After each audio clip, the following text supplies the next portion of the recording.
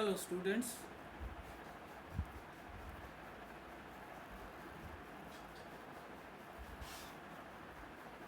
आज हम अब दुर्खिम के पद्धति शास्त्र के अगले चरण में उनके द्वारा बताए गए समाजों के वर्गीकरण के नियम की चर्चा करेंगे। इसके पहले हमने देखा सामाजिक तथ्यों के प्रकार के बारे में, यानी सामाजिक तथ्य सामान्य और व्याधिकीय, दो तरह के सामाजिक तथ्य दुर्खिम ने चर्चा की थी। और इसके बाद उनके पद्धति शास्त्र में उन्होंने दिया है समाजों के वर्गीकरण के नियम। तो इस वर्गीकरण के नियम के अंतर्गत दुर्खिम कहते हैं कि ये जो उनका चौथा अध्याय है उसमें इन्होंने समाजों के प्रकारों का वर्गीकरण का किस तरह से वर्गीकरण किया जाए उसका उल्लेख किया है।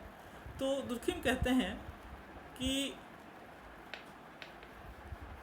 समाजों के वर्गीकरण के बारे में पहले से ही कोई विचार बनाने की बजाय हमें क्या करना चाहिए, समाज का अवलोकन करना चाहिए, व्याख्या करनी चाहिए और उनकी तुलना करनी चाहिए।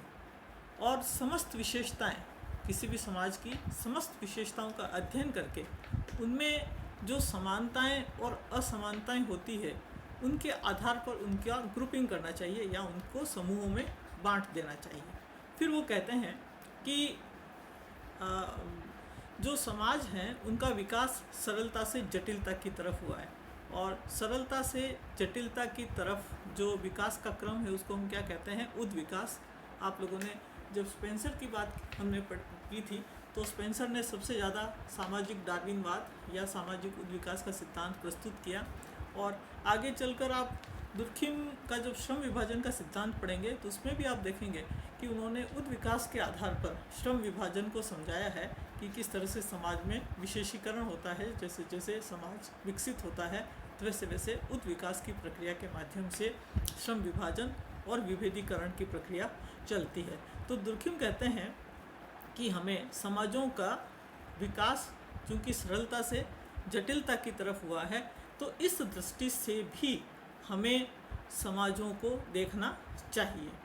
अब ये जो उन्होंने बातें बताई इसके आधार पर उन्होंने स्वयं समाजों के 4 प्रकार बताए हैं। पहला सरल समाज, फिर बहुखंडीय सरल समाज, फिर साधारण मिश्रित बहुखंडीय समाज, और फिर सबसे जटिल जो आज के समय में जिन समाजों में हम रह रहे हैं वो दोहरे मिश्रित बहुखंडीय समाज। तो अब देखेंगे कि इनका जो आधार है वर्गीकरण का वो क्या है, समानता और असमानता और सरलता से जटिलता की तरफ। तो इन नियमों के आधार पर ही उन्होंने सबसे पहले जो समाज बताए हैं वो है सरल समाज। और इस सरल समाज के अंतर्गत वो किसको रखते हैं, वो कहते हैं कि सरल समाज वह समाज है जो अकेला कार्यरत संपूर्ण है, यानी जो सिर्फ एक यूनिट है अकेला, जो और किसी के अधीन नहीं है और जिसमें परस्पर सहयोग पाया जाता है। तो ऐसे जो समाज हैं जो एक खंड के बारे में स्वयं में वो संपूर्ण है और जो किसी के अधीन नहीं है, जिसकी सारी आवश्यकताएं उसके अंदर ही पूरी होती है। ठीक है, तो ऐसे समाज कौन से हैं, वो कहते हैं जैसे गुमक्कड़ समाज होते हैं एक झुंड के रूप में या कबीले के रूप में जो समाज हमें दिखाई देते हैं। उन्होंने उसको कहा है होर्ड, झुंड, या किसी गोत्र, एक जो गोत्र समूह होता है उसको भी हम सरल समाज के रूप में देख सकते हैं। दूसरा उन्होंने जो लिया है बहुखंडीय सरल समाज। ये जो बहुखंडीय सरल समाज है वो कैसे हैं, जो ऊपर हमने सरल समाज बताया है इस तरह के जो 2-3 सरल समाज जब मिल जाते हैं और उनसे मिल करके एक यूनिट बनती है तो उसको उन्होंने कहा है बहुखंडीय सरल समाज। ये समाज पहले वाले समाज की तुलना में थोड़ा सा जटिल होता है और इसका साइज़ भी बड़ा होता है। ठीक है ना। इसमें इन्होंने लिया है दुर्खिम ऑस्ट्रेलिया की जनजातियों को लिया है, उन्होंने अमेरिका की जनजातियों को भी लिया है, और एक और उन्होंने दिया है फ्रेटरी, यूनान में जिसको भातृदल कहते हैं, तो उसको भी इन्होंने इसके अंतर्गत लिया है। हम एक गांव को भी इसके अंतर्गत ले सकते हैं। तीसरा उन्होंने दिया है साधारण मिश्रित बहुखंडीय समाज। ये जो साधारण बहुखंडीय मिश्रित बहुखंडीय समाज हैं इसमें वो कहते हैं कि ये कई तरह के बहुखंडीय सरल समाजों का मिश्रण होते हैं। ठीक है ना, कई सारे सरल समाज हैं, वो जब मिल जाते हैं, उनका मिश्रण हो जाता है, तो उसमें कई तरह के गोत्र समूह आ गए, या कई गांव या कई तरह की कॉलोनीज मिल करके जो समाज बनाते हैं, उसको हम इसके अंतर्गत ले सकते हैं। और फिर अंत में उन्होंने लिया है दोहरे मिश्रित बहुखंडीय समाज।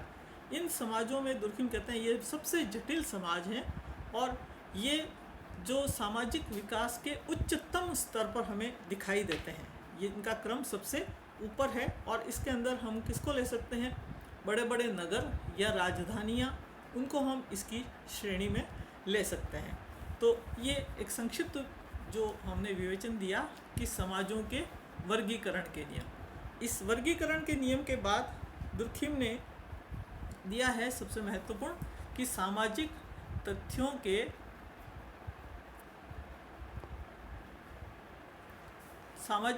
की व्याख्या के नियम। और इस व्याख्या के नियम में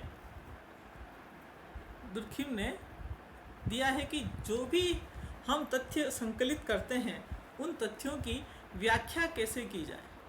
तो व्याख्या करने के लिए दुर्खिम ने जो बात कही है, वो कहते हैं कि जब भी समाजशास्त्र में व्याख्या की जाती है, तो हम व्याख्या के द्वारा किसी तथ्य को समझाने का प्रयत्न करते हैं। और कई विद्वान क्या करते हैं कि व्याख्या के नाम पर उस तथ्य की उपयोगिता बताने लगते हैं, उसके लाभों का वर्णन करने लगते हैं। दुर्खिम कहते हैं कि किसी वस्तु की उपयोगिता का वर्णन करना उसकी व्याख्या करना नहीं है। ठीक है, वो कहते हैं कि व्याख्या के अंतर्गत तो हमें ये बताना चाहिए कि वो वस्तु उत्पन्न कैसे हुई, उसकी नेचर किस तरह की है, उसकी विशेषताएं किस तरह की है। तो इन बातों को हमें व्याख्या के अंतर्गत लेना चाहिए। फिर वो कहते हैं कि किसी घटना का उद्देश्य खोजने के स्थान पर हमें ये देखना चाहिए कि वो घटना उस संपूर्ण समाज की किस आवश्यकता की पूर्ति करती है। ठीक है ना, आवश्यकताओं से किस प्रकार संबंधित है। या दुर्खिम का सबसे बड़ा एम्फेसिस है कि हमें सामाजिक तथ्यों के अस्तित्व को सामाजिक जीवन की आवश्यकताओं के संदर्भ में समझना चाहिए, और इसको दुर्खिम ने प्रकार्य कहा है। तो यहाँ पर दुर्खिम ने क्या किया है? दुर्खिम कहते हैं कि प्रकार्य और कारण दोनों एक नहीं है। कोई तथ्य समाज में है, उसके कारण क्या है, इस आधार पर उसकी व्याख्या नहीं की जानी चाहिए। ठीक है, बल्कि हमें यह देखना चाहिए, कारण को अलग करना चाहिए और उसके प्रकार्य को अलग करना चाहिए। क्योंकि कारण हमेशा ही परिणाम को पैदा करता है, तो जो परिणाम है वो और प्रकार्य है, दोनों सेम नहीं हो सकते।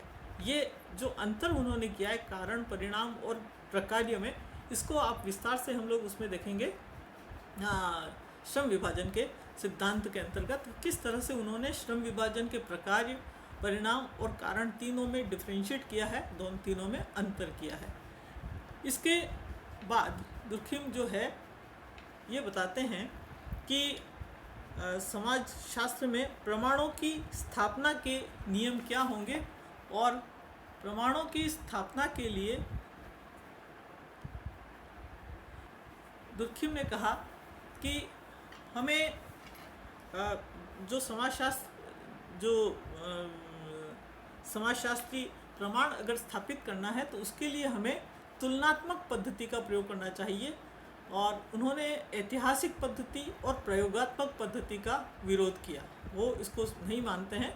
उन्होंने तुलनात्मक पद्धति की बात कही, और उन्होंने कहा कि समाजशास्त्र की जो पद्धति है वो वस्तुनिष्ठ ही हो सकती है और स्वतंत्र पद्धति हो सकती है। तो अंत में इस जो पद्धति शास्त्र का निष्कर्ष निकाला दुर्खिम ने, तो उन्होंने कहा समाजशास्त्र की पद्धति तुलनात्मक पद्धति होगी और वस्तुनिष्ठ पद्धति होगी, और वही समाजशास्त्र की स्वतंत्र पद्धति होगी।